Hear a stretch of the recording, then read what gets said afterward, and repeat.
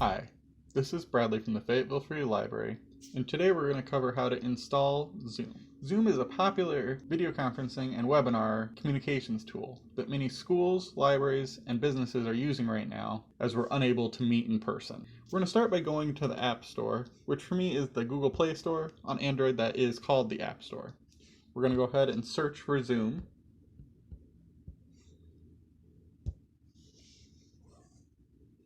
And we can see here the first one is Zoom Cloud Meetings. That is the one we're looking for. So we're going to go ahead and click the install button. Again, depending on your setup, you may require a password or some other form of verification of your account at this point.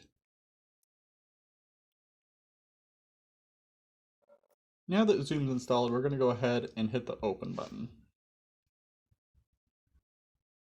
So if you're just accessing a meeting that someone else has already set up, all you need to do is click the Join a Meeting.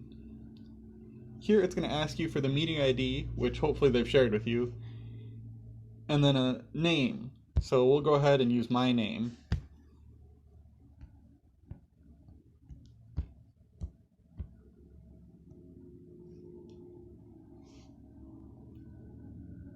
And we'll go ahead and enter a not active meeting number, but we can see here that it's going to be 9 digits, and so it says it gives me the option to click that Join Meeting button. At this point, if I wanted to turn on or off my video, I could do so by tapping here. That turns off the video, or if I don't want to connect my audio.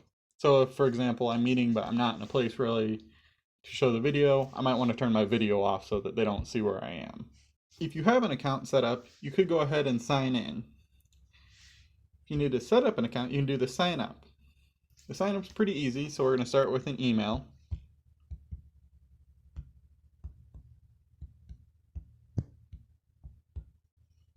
And then it's going to ask for our first and last name.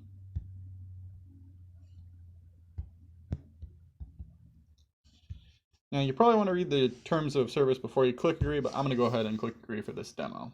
It asks you to go ahead and verify your email, so I'm going to go ahead and take a minute and do that. So I've clicked the verify link, and unfortunately I can't show you because it doesn't show up on this device, but when I did it, it is going to ask me to go ahead and input a username and password.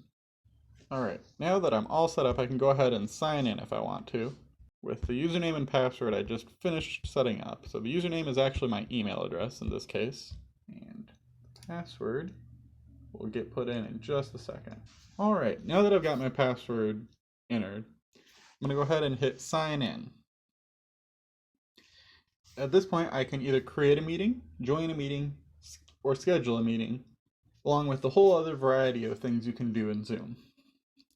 This is the point at which we'll leave you for this tutorial, because Zoom has some great stuff you can check out to get some more detailed information on how to do all these different activities on their website, which we'll include in the text below. Hope you had a great day, and I hope this helped.